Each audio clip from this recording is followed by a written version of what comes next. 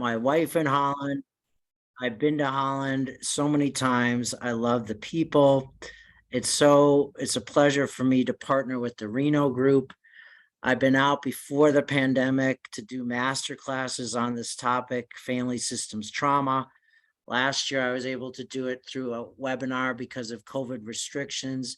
And I actually am blessed to have Lizette here as well.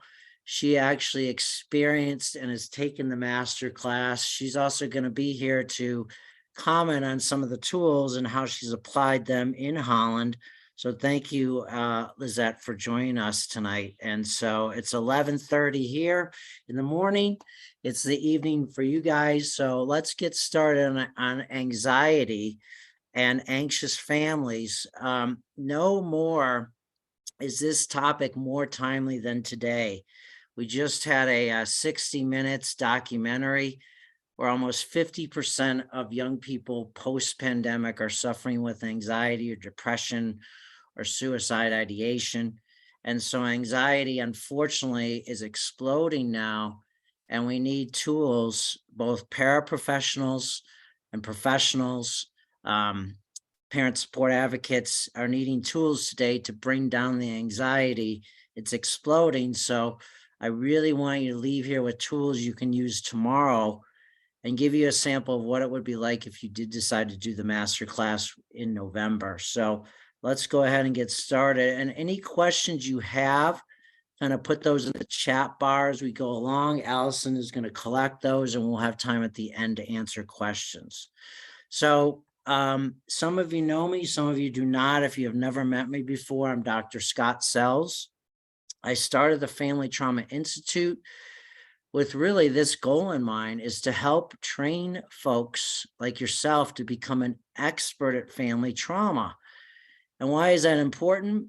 Well, when myself and my colleague finished this book about 3 years ago, I think, after a 10-year research study, what we saw was there was tons of information on working with the individual that was traumatized, but not so much to bridge the gap from the traumatized child to the traumatized family. I'm a social worker, and one of the things that we believe in is the whole is greater than the sum of the parts. And so I'm going to make a case today for you with video examples from a case study that shows that anxiety is really optimally treated with both cognitive behavioral therapy and family systems. And so the book pivoted to the family systems trauma model.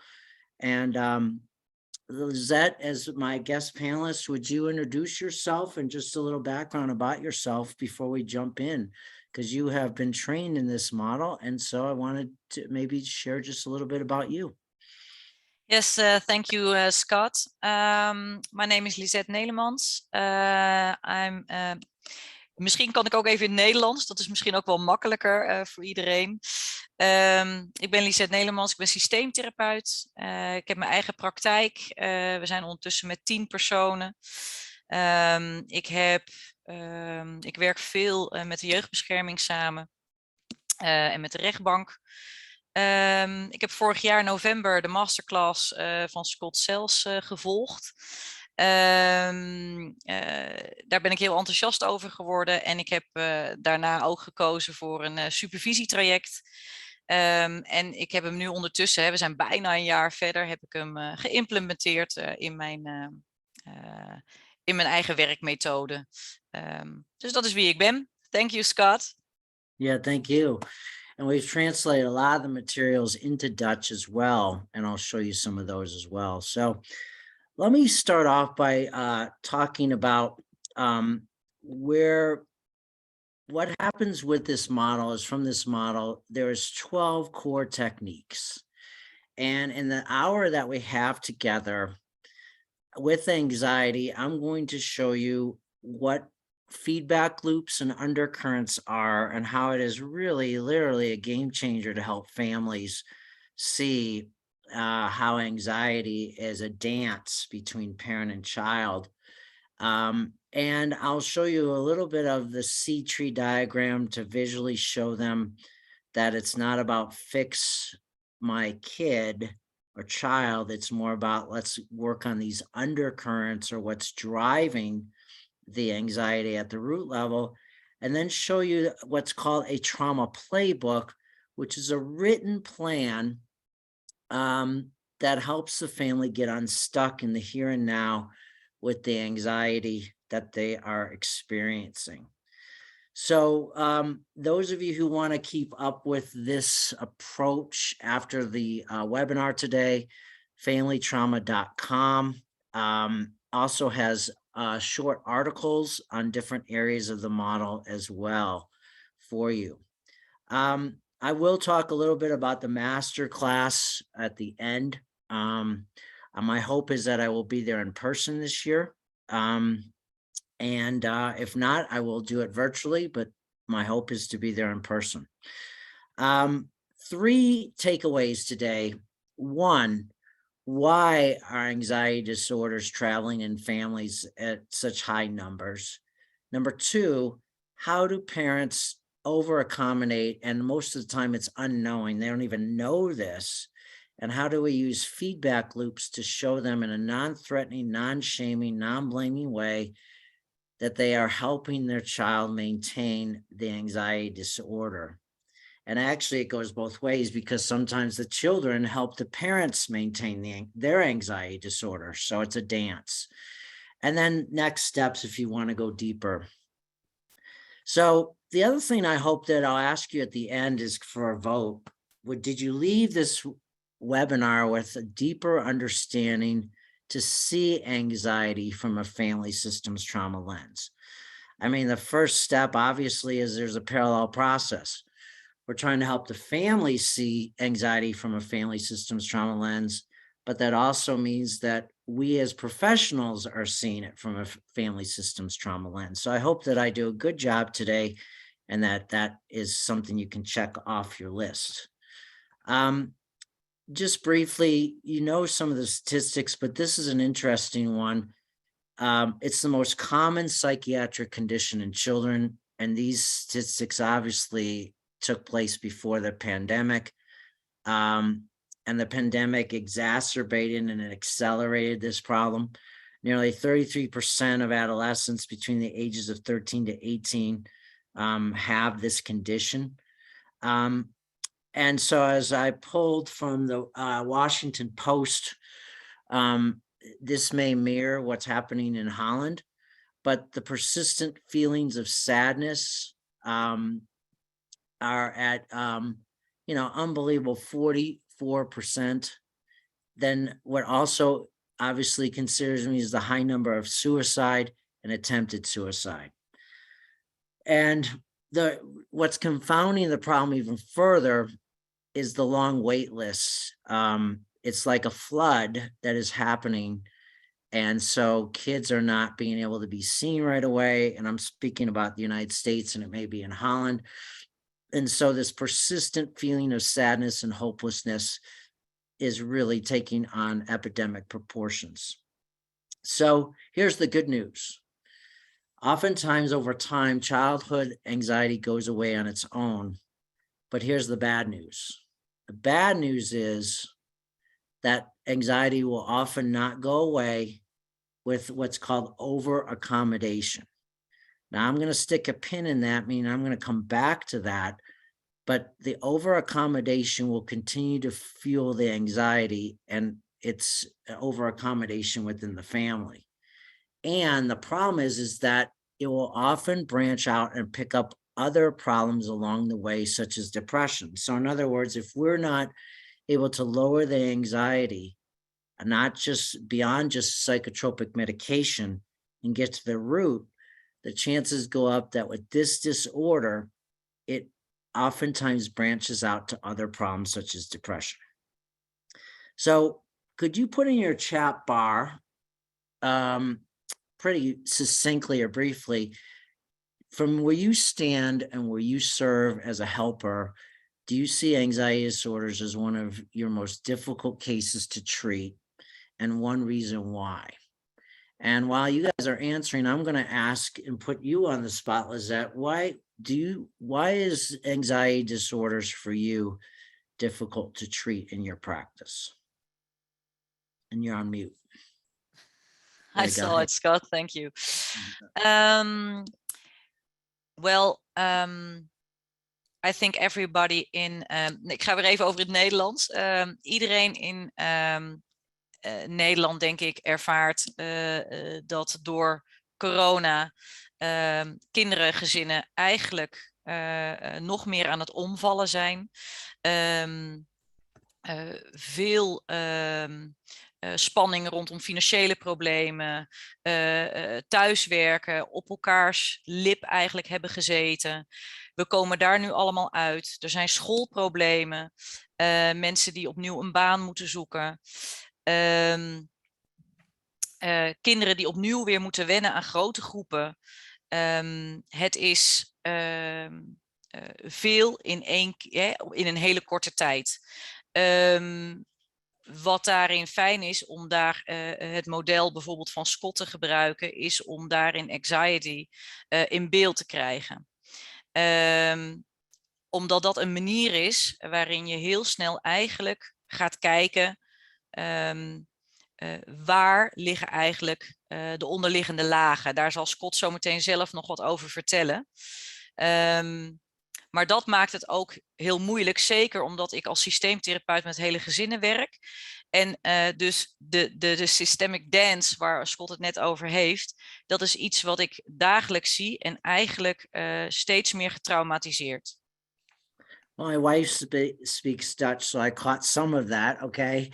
But one of the things I heard you say is, there is a systemic dance that goes on, and sometimes the two systems are helping each other maintain this happening. And some of the comments here are anxiety moves into difficult situations. It's a systems problem. There's a lot of, it brings up a lot of emotions with families. You can get panic attacks. It can become phobias. So it really can kind of just morph off into a lot of different things. So thank you for sharing, community, on this. So that was excellent that you guys shared some of that. And to me, it is also a difficult problem to treat. So why is anxiety disorders travel in families? That was one of the questions I asked. And when I looked at some of the research early on in my career, more than 50% of children live with an anxious parent and end up meeting the criteria for anxiety disorder themselves. Now, that statistic indicates a systemic problem. In other words, that when two or more people are in a family, there's a dance going on between parent and child. But here's something that was really important to share with caregivers and parents and even older kids. It's not something that's bad. A lot of people immediately think, oh, I got anxiety, it's a problem. No, we need to respond to it. It helps us respond to uncertainty. But the problem is when parents insulate their child from distress or discomfort entirely, when there's no imminent risk. Like I was working with a family, and the parents would drive way out of their way to avoid all tall buildings because the child would get anxious if they came near tall buildings.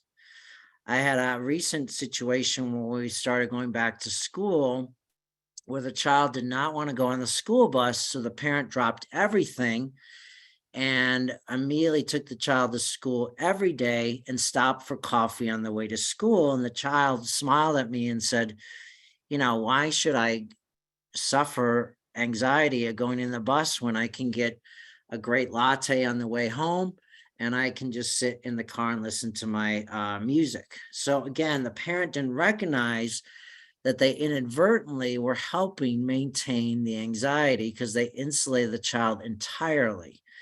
So let's think and treat anxiety from this point of view. So one of the quick polls I wanted Allison to publish is right now, is CBT, cognitive behavioral therapy, or trauma-focused CBT, your primary go-to for anxiety disorders? What do you guys think? Is this a primary treatment model for anxiety disorders for you personally right now? Trauma-focused CBT or CBT? Let's kind of get just kind of a sense from folks, and then we can go ahead and publish that. What is it? Let's see. Okay, so about 62% say yes, 38% say no. Cognitive behavioral therapy is an excellent modality for anxiety. I'm going to advocate for both. And there was a recent study, well, not too recent, a year or two ago, in the New England Journal of Medicine, a very prestigious journal. So they did a really large, what's called clinical trial. And they found that after 12 weeks of CBT treatment, 60% of the children with anxiety disorders were very much improved or much improved. You should be doing the happy dance when you see that, because many models don't even have this kind of research. And to see this many kids have much improved or very much improved, that is really awesome. But here was the bad news. And I'll show you where you can get this study if this is of interest to you as well. It tended to fade over time. It didn't what's called stickiness. It wasn't sticky. Okay. And here's what they found. The kids that got in the study, the parents were oftentimes not really part of the treatment. The therapist neglected the parents' responses to the child's anxiety. And I'm going to share with you what's called over-accommodation feedback loops. And so even when the parents participate in therapy, the emphasis remained on what the child was doing, not the parent. And if you Google the Atlantic Journal or the Atlantic May 2020, you'll see this study embedded within the Atlantic, but also some other very interesting points around anxiety. So the question is how do parents over-accommodate? Well, when you're trying to onboard this approach, family systems trauma, it's very important to start with psychoeducation. I believe good treatment is both education and application. So we've come a long way in our field with trauma-informed practice. We've come a really long way in our field, but we also need to go from trauma-informed to trauma-responsive. So I want to share with you that it's both and. So trauma-informed I frame as education, trauma-responsive as application, because once the parents get the information, here's what they're going to say to you. This was really insightful. I never thought of this anxiety in this way before. And they will say to you, now what? I want tools in the here and now that I'm bought into this new way of looking at anxiety. How do we help my child and me get unstuck?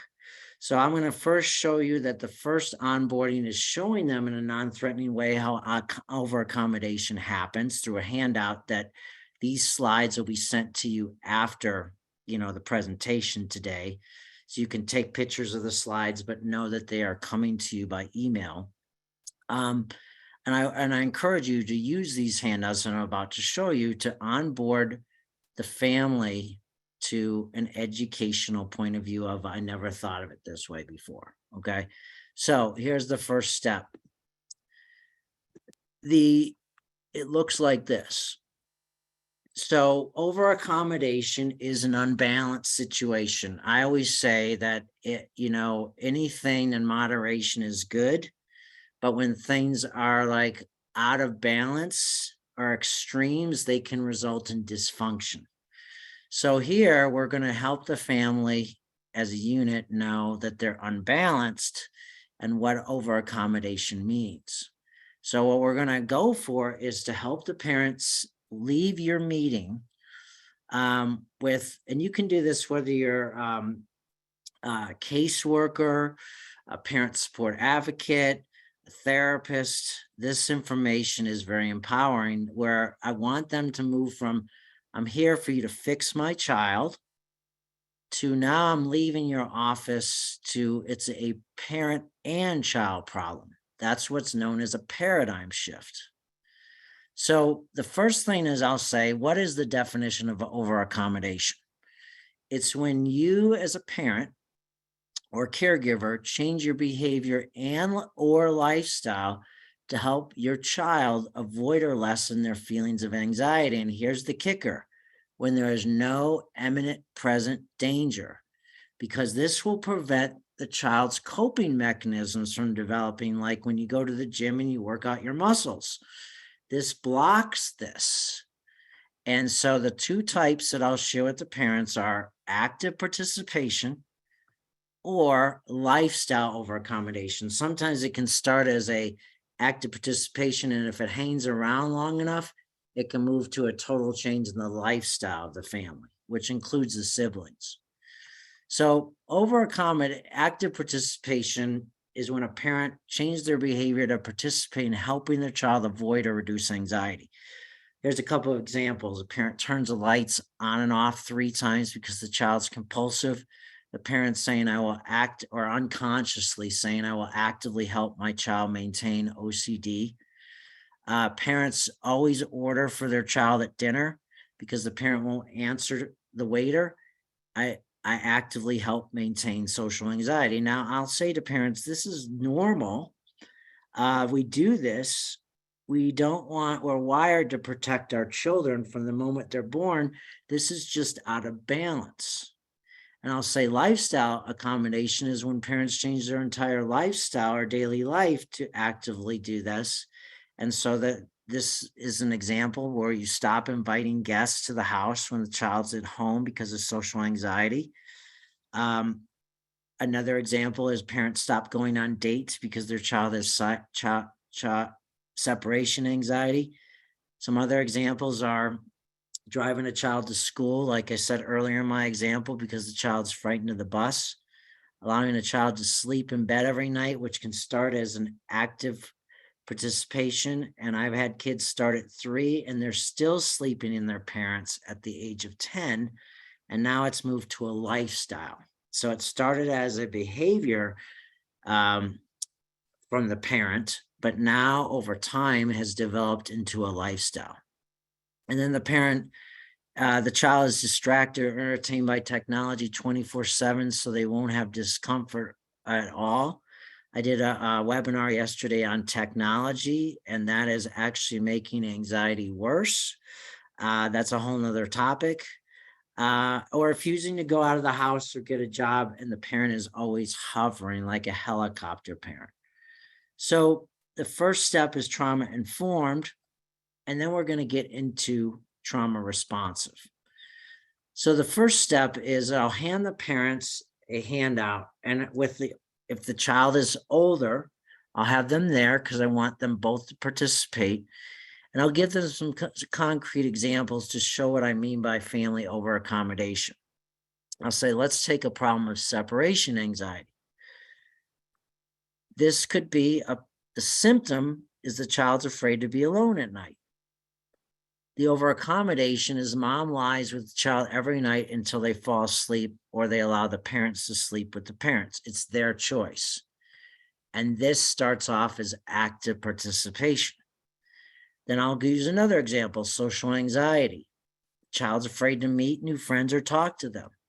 The over accommodation is the siblings are now required to play with their sister anytime she asks, and they cancel their plans. This becomes a lifestyle where the siblings now and the whole family accommodates their whole lifestyle around the social anxiety. Another example, generalized anxiety. Child is constantly worried that their parents will die at work. Both the parents will text their children when they get to work and every hour on the hour while at work, even if they risk losing their job. This again is active. Obsessive compulsive. Child's afraid not to clean enough after pooping and keeps using toilet paper. and the mom buys $150 in toilet paper each month and pays the plumber to unclog the pipes. Again, this is active participation. When you show the parents these examples, you often get, I never thought of it this way before. I often embed what their problem is within this list. So because people need to save face, but it's helpful for them to see, I'm now starting to see the connection between symptom over accommodation and maintaining anxiety. And that's what you want the parents to see through trauma-informed psychoeducation, not to blame them, but say, I never thought of it this way before. And then I'll finally say phobia of tall buildings. I gave that example. The parents will drive for hours if they have to avoid tall buildings. So poll number 2 is, at this point, are you starting to see more clearly that anxiety can be a parent-child interaction dance that's fueled by over-accommodation? If Allison could post that poll. So how many of you are starting to see even more clearly the interaction dance that's fueled by over-accommodation? So I just want to kind of take a pulse check to see how many of you, and you may have already seen it before, but maybe this is just really reinforcing it and giving you a concrete example. So we'll go ahead and publish this. You could also put it in your chat bar as well. How many of you are starting to see this? And let's go ahead and publish the poll. Okay, 96%. You know, that always makes me feel good as a trainer. Okay, because the other thing that I want to do, and why I do the master class, is because when I do trainings, and you're going to see this with the video, is I love to talk about content and process. So when you are getting taught a script or a new set of principles and tools, I also want to show you through the video clips of how to actually deliver it with excellence. So, so if you decide to do the masterclass, I'm going to be showing video clips of actual cases, but then we're going to do a lot of dress rehearsals together. So was that a helpful part for you, is to learn this model from both, here's the script, and then here's how to do the delivery. To me, that's just as important. I call it process versus content. For you, is that helpful? Yes, Scott, thank you. Wat heel helpend is aan de methode van Scott, is dat het heel inzichtelijk wordt voor ouders. Dus alles, je doet het met het gezin, dus alles teken je eigenlijk uit. Je hebt werkbladen die je van Scott kan krijgen, die ook in het Nederlands al vertaald zijn. En omdat je het allemaal inzichtelijk maakt met de gezinnen en je hangt het iedere keer weer terug op, blijft het een doorlopend proces waarin je eigenlijk uitleg geeft en het inzichtelijk maakt. Op een gegeven moment werk je toe naar, je gaat eigenlijk oefenen ook, hè, uiteindelijk op het eind, hè, want je gaat inzichtelijk maken, hey, dit zijn de negatieve patronen, de feedback loops. Je gaat helpende feedback loops maken, hè, dus positieve patronen, wat je graag terug wil zien in het gezin. En wat heel erg helpend is dat je dat eerst gaat oefenen met het gezin, voordat je dat thuis de gezinnen laat doen. Dus eerst oefenen in de kamer. En dat oefen je dus ook met een masterclass in eerste instantie. Dus dat is heel fijn. En voor mij was dat heel helpend om de methode ook meer eigen te maken. Let me ask you in English, because I didn't get that in Dutch. Could you just give me a short summary of the essence of what you said in English? I was saying that everything from your method is visible for the families, because you put it on paper, so you put it on a wall. So everything, and you put it back on the wall every time you see the family. So it's you explaining because you are drawing things, the patterns, you draw the feedback loops. You draw the negative feedback loops, but I also got the it. positive Yeah. ones, Okay. and I so got on, so it. on. Thank you. Then you go So to your that's a questions. perfect that's a perfect segue for our last half hour, because I don't want to leave the family or client there with I never thought of it this way before. The next thing they want to know is, now what?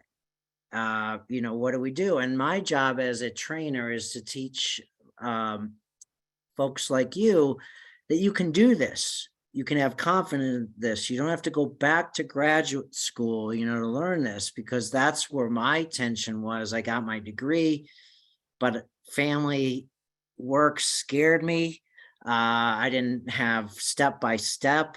And so here's a step by step example. So after giving the family the handout, I use a technique called a apple tree. I literally teach you, which I taught you, Lizette, to draw an apple tree with apples on the tree to show the symptoms. And the family you're going to see is very complex trauma, because I come in as a consultant. They've been to a lot of counseling. They're really stuck.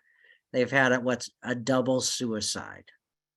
The oldest child committed suicide 3 months ago, and it's thrown the family into a state of hyper anxiety. And to top it off, Joshua, the oldest sibling's best friend, he committed suicide. So this family is coming in. Mom is cutting on herself. The kids are watching mom like a hawk, like they've shut down. They're afraid. They're walking on eggshells because mom is just totally saying to herself, I should have seen the signs. I can't forgive myself. So I'm called in as a consultant here because there's safety issues here. Okay. So the anxiety is literally the tip of the iceberg.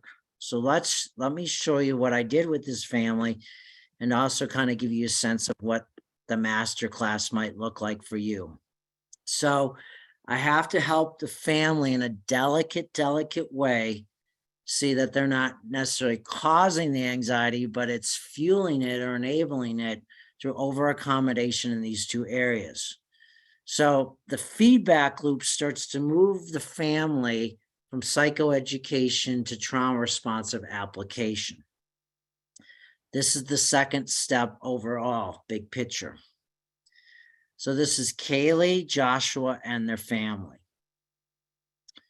With the family's permission, this is an honor to share with you what they went through, because the family is suffering from generalized anxiety, big time for the kids. And it's also bled over to the mom, anxious kids, anxious families. The children, Joshua and Kaylee, are constantly worried that mom will self-harm or get worse. The kids watch mom like a hawk. They're almost at the point of being parentified. They can't move developmentally. They won't really want to leave the house. And this has become a lifestyle because it just keeps going on and on and on without any hope of changing. So when I show the family this diagram, I say, if I'm an apple doctor, I can see the apples that are stressed out. If I go to an apple tree and the apples are stressed out, if I keep picking the apples, they'll grow back. In your family, I use the word weed work or symptoms. I can see self-harm. I can see unresolved grief. I can see anxiety. I can see an amplified arguments around chores and disrespect. I will give the family a handout of each of these seeds. Now, because of time, I don't have time to explain each seed, but it moves the family away from blaming each other to called externalizing the problem, or expanding the symptom away from the kids to let's rally together to take out this toxic seed and undercurrent, which is the roots. And families will say, I love this model because we're going from weed work to root work. And as you were pointing out, Lizette, one of the things that I found in treatment is we do a lot of what's called talk therapy, but especially with anxiety, people need to see visual. or what I call experiential therapy, to slow down the anxiety to say, okay, let's rally together to go against these toxic seeds that have overstayed their welcome. And so here I hand them this sheet of paper that talks about the roots that are causing this seed to go toxic. And so I give the family this sheet of paper, and they become co-detectives. And they say, we're definitely picking up unresolved grief or loss. And I say, that's good news for me as your coach. I now know where to tap, because I have to help you get the opposite healthy undercurrent, which is grief education and resolution. Now, the idea behind this model is that the families could do this on their own, they wouldn't be in your office. They're stuck. So they're not going to wake up one day and say, gee, I need to get a healthy dose of grief education and resolution. They would do that if they could. One of the principles of this model is that families and kids will do well if they can, but they lack the tools to do so, sometimes through generational trauma and sometimes through tremendous loss, like a double suicide. The other undercurrent, they say, is lack of forgiveness. Mom says, I cannot forgive myself. And she shows her arm, and there are cut marks all up and down her arm. She's saying it allows me to have a good cry. So I am able to show them this generalized anxiety, and they say, that's us. So then I summarize the undercurrents into a table that really helps a family really see, where are we going, like a laser beam. And I say, the first thing we have to do is we have to get these unhealthy undercurrents out of your family. They're maintaining the anxiety and grief. And I have to work with you to do the opposite: grief resolution and forgiveness. This allows you to be brief and strategic because you know where to tap. So here I say, I'm going to show you, and this is what you were talking about, Lizette, just a second ago, is what's called the before feedback loop. I call it a dance where you're stuck. Now, after I get the information in my office, and this is what I will teach you guys in the masterclass, is how to create these undercurrents. So here, I come to the session after getting the initial diagnostics around the undercurrents. The next session, I come in and I present this very tentatively to the family. I said, I'm like an architect puts together a blueprint drawing. I'm going to show you what I see as keeping you stuck and maintaining the wound from healing, which I represent a seed as being very happy because it's getting a healthy dosage every day of unhealthy undercurrents. Now, this intrigues the family, you'll see in the video. And what happens is I'll say, I hold this very loose in my hand. I may get the dance moves wrong. I'm just kind of sensing this is what I see. And if I get it wrong, you can change the words. I'm just going to go one dance move at a time. And you can see if I'm close or way off. Watch the body language of the family as they get engaged, because there's no reason to stop a problem unless you see it as a problem. Okay.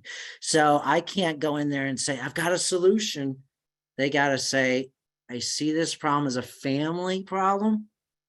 And it was helpful to see the worksheet, but now I need to see the dance. So here's what it looks like. So now again, you can draw this on a flip chart, one loop at a time, or I like to be a little dramatic where I like to put it in PowerPoint and then I'll hook it up to their TV if I'm going into their home, or I've got an LCD projector or a laptop, but I like to show this. So I'll say, the mom and dad begin the dance by saying, I notice one of you are both in emotional pain. And then Joshua and Kaylee say, the next dance move is we don't want to burden you because you're always going through enough. And I use what's called thought bubbles because it's both words and thoughts. And then the mom says, I'm not sure what to do. Mom gets more anxious. Dad shuts down. They both emotionally shut down. And mom, I'll say, you may say this, we lost Skylar. Joshua lost best friend. And Tyler, the husband, thinks, I so want Tiffany to forgive herself and lift this heavy burden.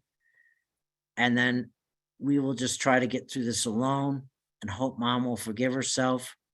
And then there's the grandmother as well, and the unhealthy undercurrents are labeled. So what I want you to watch here is you watch the video, is watch how the family looks at these feedback loops and their reaction. Let's go to the videotape.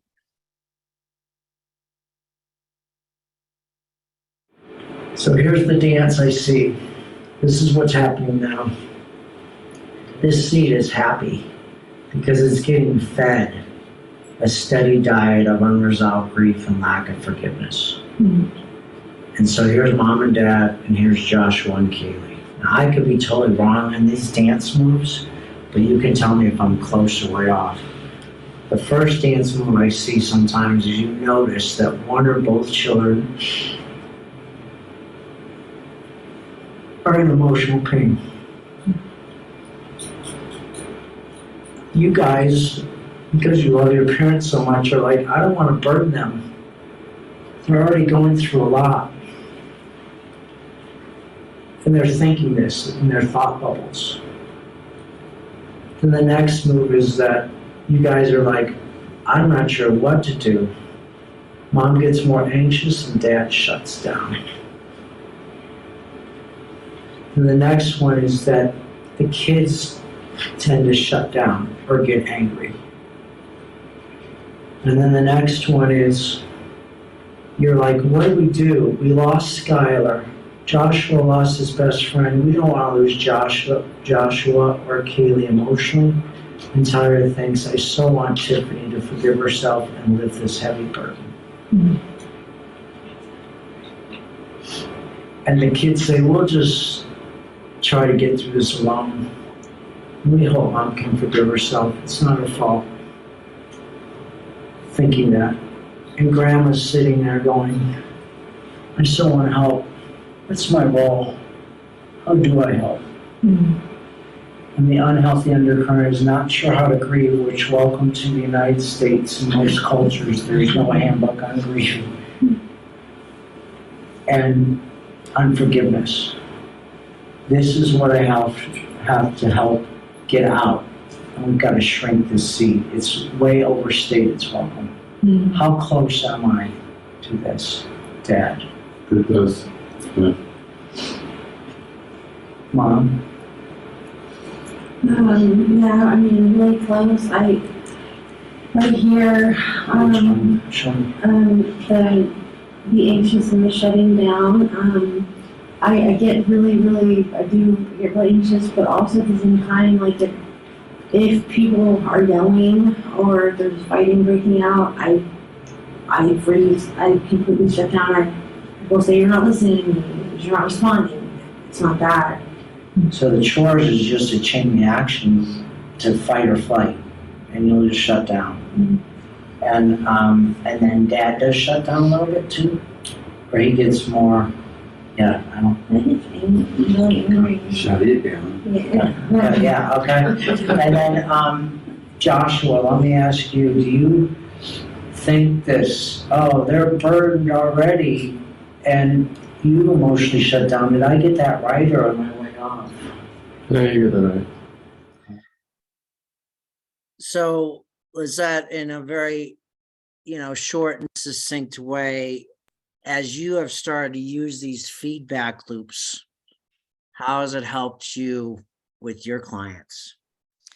Maybe you can say English this time. Sorry.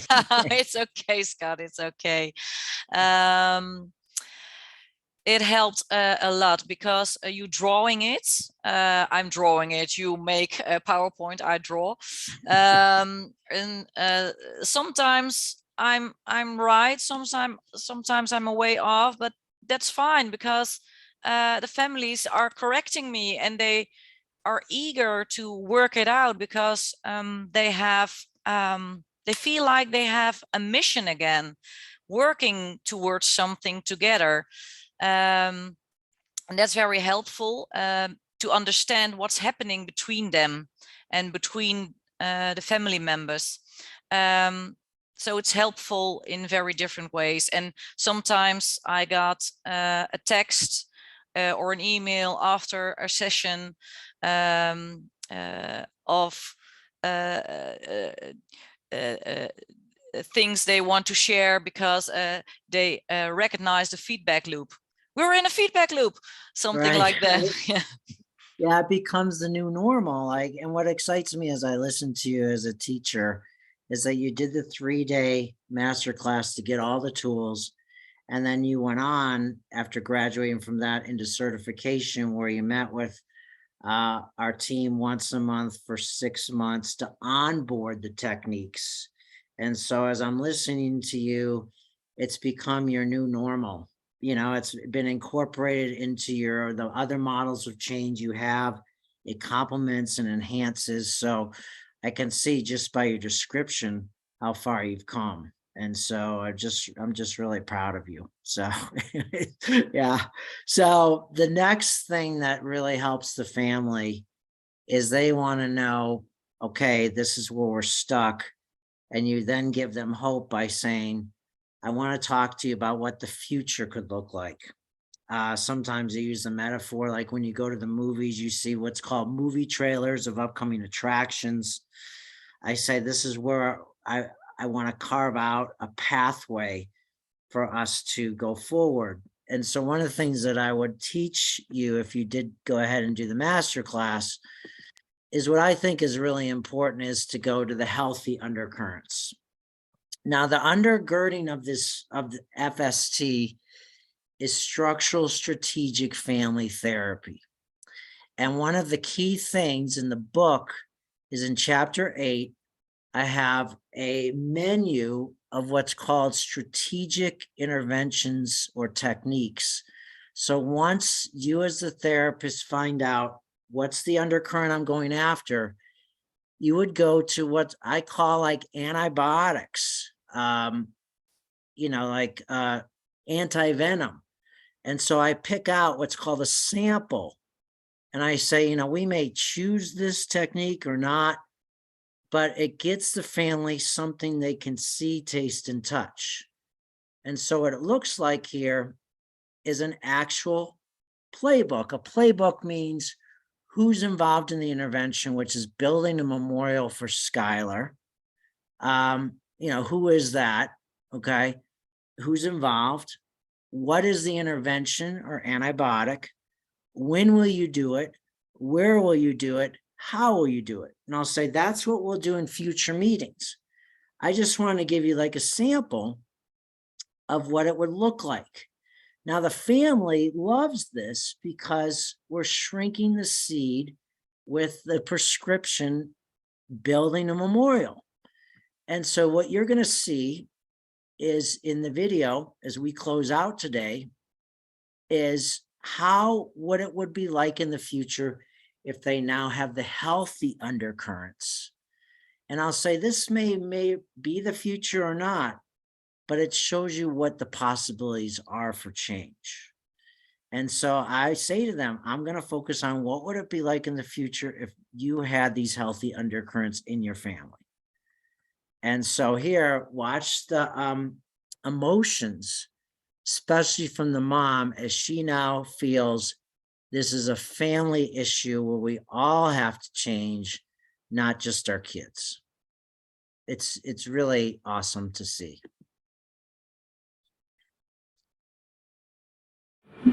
This is what it would look like to heal grief and forgiveness. Look at this seat. It's shaking in its boots. Oh no, it's shrinking. Okay.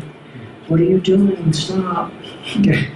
So this is my ARPS prescription.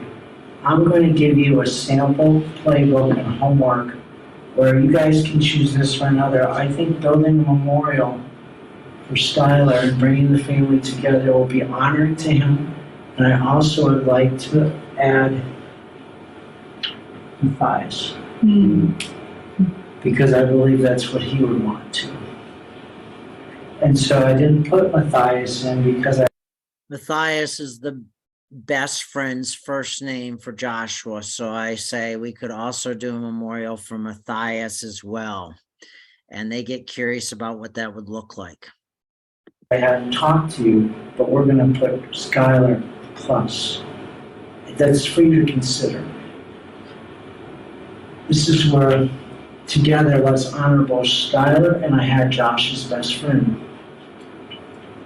Number two, we're curious as kids. What's this all about? They think that. Let's meet at the kitchen table and brainstorm ways to honor Skylar, and we would also include Matthias. And Skylar and Joshua, they're cheering you on from heaven.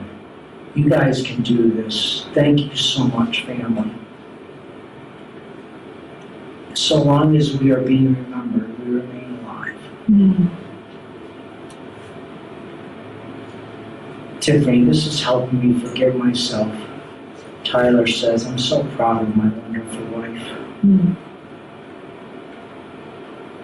We don't have to emotionally shut down or be alone. We're healing as a family. This is what Joshua and Kaylee are thinking. And Mom is forgiving herself and the weight of the world is lifted off our shoulders. And Terry, Grandma's saying, this is so awesome. My burdens are starting to lift too. I hope I can help too. And the undercurrent is learning how to grieve together. That's the difference, together, not alone. And forgiveness. So, I'm going to give you a sample playbook and homework, and then we'll schedule our next meeting. How close is this to something you'd like to see, Mom? Yeah, It's a rough draft, obviously. Where are the tears? Relief? No.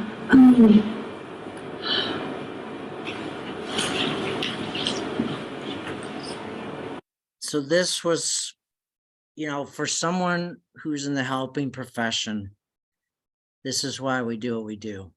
And where this comes from is the idea from Haley, where in his book, Problem Solving Therapy, he notes that we're perturbing or irritating the system in a good way by injecting missing healthy undercurrents that when the directives work, in this case, the memorial, the client has a shift in their emotions, insight, and behavior. What I mean by that is there's two ways to change a stuck system. One is to get them to think their way into a new way of acting, but an equally unused way in our field is to get clients to act their way into a new way of thinking. And so that is what happened here. The analogies I would use would be, it's like an onion. You're going outside and you're moving inward. And this is an interesting thing in the book, The Heart and Soul of Change. 40% of change what happens outside of therapy. So because you have a very clear written plan that's connected to a higher calling, where the client's saying, what's in it for me to do this? Oh, we're going to get rid of this unhealthy undercurrent and seed. 40% of change is that. And as you can see here, they come back with the intervention and you can see a picture's worth 1,000 words. And so my hope is that as we close today, you think differently about anxiety and maybe put a yes in your chat bar if that accomplished that mission. That you leave here going, I definitely see anxiety disorders more from a family perspective. I see how parents over accommodate, and I see how I can pivot and feedback loops. And so the next step, which I'll ask Yannicka to talk about from the Reno group, is that if you want to learn all these 12 techniques, like Lizette was talking about, and be very proficient in both of these areas, there's 2 steps. One is the advanced training that I'm coming out there for 3 days to do the advanced training. And then when you graduate, if you want to go on for certification, you can do so.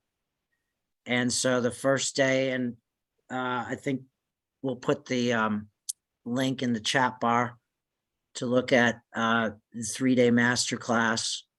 And also you'll see that when you come, a lot of the materials will be translated into Dutch as well. And yeah, so, and then the certification after the master classes, if you choose to, and you can stop with the master class, you can choose to go and have once a month for 6 months. So I will have Yannicka explain the 2 and the cost, and I'll answer questions, and I'll stay on a little bit longer. If you have to leave at the top of the hour, no problem, but I'll stay a little longer to answer questions. Yannicka. Thank you, Scott. First of all, thank you, Scott and Alison, for organizing this together. We really appreciate it, and thank you for all sharing this content for so many people. So that I think in this time is very it's very important that we find solutions for those anxiety disorders. En dan in het Nederlands. Lisette, dankjewel dat je jouw eigen ervaring wilde delen. Hoe jij het ervaren hebt, hoe je het hebt opgepakt, hoe je het bent gaan proberen. De tools die je aangereikt hebt gekregen. Dus dankjewel daarvoor. Nou, en voor alle deelnemers, mocht het jullie aanspreken, de manier waarop je vandaag uitleg hebt gekregen. Dit was eigenlijk een tipje van de sluier, zoals dat ook in de masterclass zal gaan. Je werkt dan natuurlijk in kleinere groepjes en er is veel ruimte om vragen te stellen en te oefenen. Dan kan je je inschrijven voor de masterclass. De eerste start op 8 november en de inschrijving is nog steeds open. Mocht je daarna verder willen en echt beter willen leren toepassen, dan kan je meedoen met het supervisietraject. Scott noemt dat de certification, maar in het Nederlands is het supervisietraject denk ik net iets begrijpelijker. Ook dat kan je na deze masterclass gaan volgen en is er een introductiebijeenkomst in december. De links voor deze trainings die staan in de chat. Maar als je die gemist hebt of er nu vandoor moet, dan zorgen we dat die informatie gewoon bij je komt. Dus daar hoef je geen zorgen over te maken. Je kan natuurlijk ook altijd nog bellen met de Reno groep. Er is een infodesk, je kan mijn naam noemen en dan kan je altijd bij ons terecht voor vragen. We zullen verder ook nog natuurlijk de slides van deze presentatie en de link naar de opnames met jullie delen. En ik heb de vraag inderdaad ook al gezien in de chat of we ook de worksheet zouden kunnen delen. Ik ga dat even navragen. En als dat mogelijk is, dan zullen we dat bijvoegen. Dus, then Scott, I'll hand back to you. Yeah. So I'll ask Allison, thank you for some of the comments too, that people are really enjoying this in terms of the way to look at anxiety from this perspective. Allison, were there some questions or comments as we did the webinar today that people were curious about or had questions about? Yes, there were.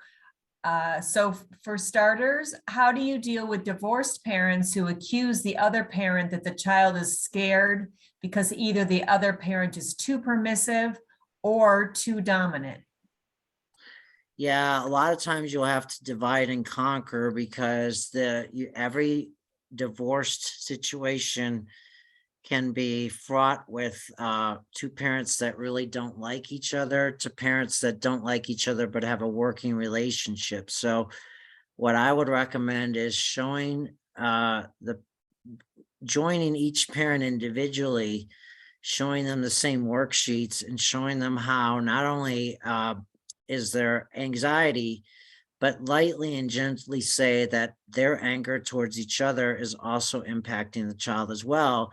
And you kind of decide if you can bring them into the room together for the sole purpose of helping their child, and to even establish clear boundaries that if they start to go off topic, that you'll bring them back to topic, which is, why are we here? We're here for your child. And so a lot of times, and one of the reasons why I'm doing the master class is because a lot of folks will say, my confidence level with bringing angry parents into the room is not where I want it to be. And can you show me, Scott, how to increase the odds dramatically? So that's a great question because the child is in the middle of a difficult divorce. Great question. Next question. Let's see. Sophie says, FST sounds great. Which are the long-term effects of FST treatment? One of the things we do that we study just as much at the front end of the model to get people to feel that they were co-owners of the process or co-detectives to determine the undercurrents. But the end of the model is relapse prevention. And so we spent a lot of time on that, doing something called tune-ups and callbacks. So the family leaves with kind of like a red flags checklist that lists all the protective factors of when they would need a tune-up, which means you don't have to go back to full-blown therapy, but we tune things up. So we're kind of, the old saying is working smarter, not harder. But we leave the family with the undercurrents that they're contending for, but to increase the odds of relapse prevention of second order change by also saying to them in the first 3 months, we'll do a callback just to see if these undercurrents are sticking. So that's why we call it brief, strategic, because we have both the front end and the relapse prevention side really nailed down. So we just increase the odds. Yeah, so excellent question. Any other questions? Yes. How would you describe your style as a therapist, and what is your opinion on facilitating their own resilience? And I'm going to let Lizette chime in on this too, because one of the things that I made sure we built the model from the client's point of view. That's why oftentimes it moves across cultures very well, because the clients themselves help build the model. So my style, well, right off the bat, we start with these very clear motivational questions to allow the family or the client, and this model is equally used for couples and individuals as well, where we ask questions like, if we get to know you better, what qualities will we come to admire about you as a parent? And what qualities will we come to admire about your child? It starts off extremely strength-based, so that when we are irritating the system to pull it to change to new undercurrents, there's a real baseline of joining, and it allows you to answer your question even more succinctly, to do something called use of self, where it allows you a lot of room to have a script, but then make it your own. Lizette, I mean, would you agree with that it allowed you to kind of have a script, but then also become your own? Yeah, we call it use of self, but what's your opinion on that?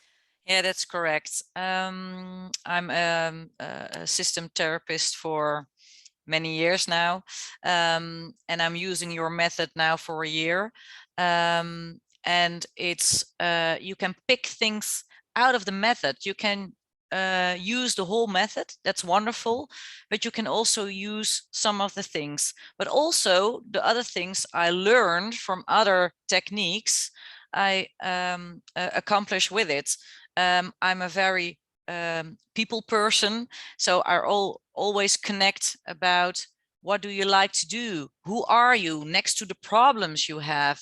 Who are you next to the trauma you are developing as a family, but also the members? So yes, you can make it your own. You can,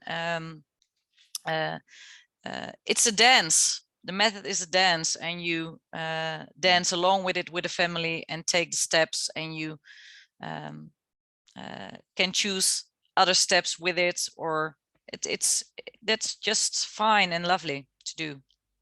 Yeah, now a lot of times bachelor's level people are using the tools, and so which I call, like you described, eclectic, where you have 12 tools. But then when you move to the certification, you move from eclectic to integrative. So now you have the tools into phases, timing, sequencing.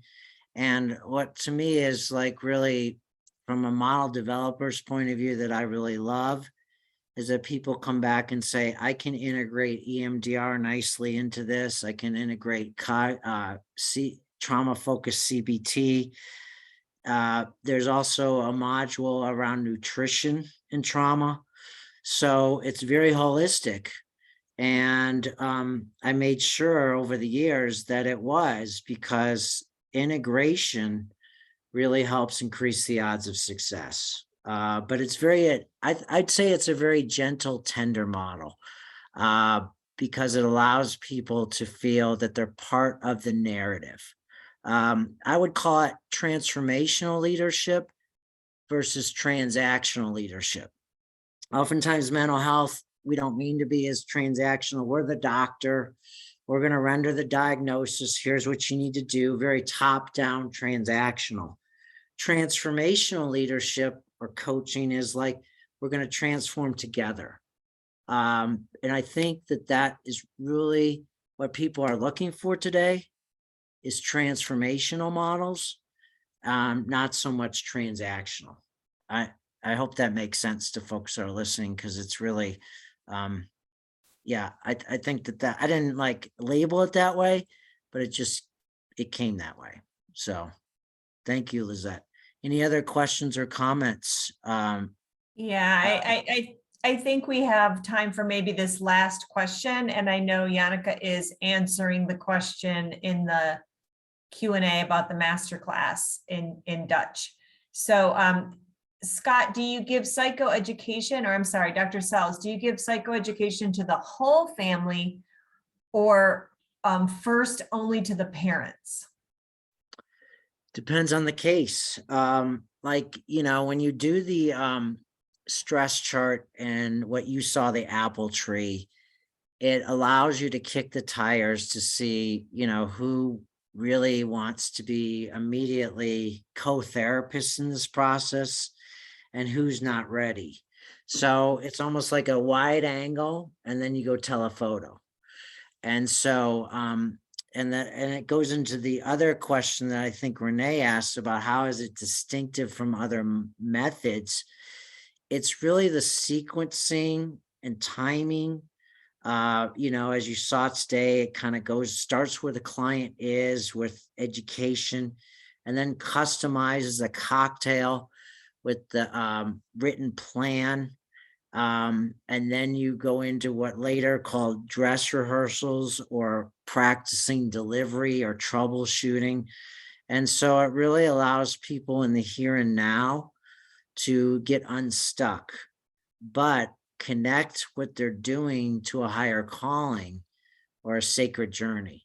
And that's really different, because a lot of models don't take the time to carve out a clear pathway using undercurrents to show what's in it for me, before you're asking me to change, I got to know that I want to.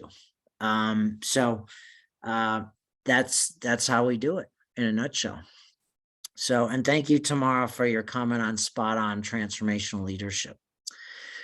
Okay, as we close. Actually, Dr. Stiles, we had one more question that's Oh, good. actually Okay, I a love good question. And I'm just gonna give Yannicka from the Reno group 1 more minute to finish typing out the answers to the question she's doing in the chat. And I'm going to actually answer a question first. So Francis asked, a question I have is, if you have noticed with some families that the trauma anxiety is directly or indirectly fueled by the outside world, for example, social media, and the answer is yes, because Dr. Sells just did a webinar this afternoon on technology addiction that actually talked about that exact topic. But we're not going to get into that one now because we don't have time. But Dr. Sells, could you answer this question for Renee? And perhaps Lizette too. What would you say is distinctive about FST from other methods? And that'll be our last question. Well, I kind of answered that, but I'll just be more crisp. FST allows you to think systemically, act systemically, and be systemically. And also what people are surprised is they're like, I'm not going to do the master class because I don't really see families. Well, I really didn't emphasize, like I should have, that you can do systems theory with an audience of 1. So every one of these tools, you can do the feedback loops with 1 person or a couple. So it allows you to see the world clearly, systemically, and help your clients see it. And it opens up really new possibilities of change. COVID, unfortunately, created more of distancing. It should have been called physical distancing instead of social distancing. But what we're seeing with the anxiety is a disconnectedness amongst human beings. And so that's why I think FST is so important today, because it also starts to reconnect families who have disconnected from one another through either social media or just from their friends. So this is a time, I think, where family therapy has to come off the endangered species list and move front and center to our culture, because we are so disconnected today. I'll get off my soapbox, but but that's the distinctive part, I think, systemic, because we have so many models for individual focus. We need to have both in our toolkit. So, yeah. Okay, well, I hope to see many of you in November, and Lizette is going to be there as well.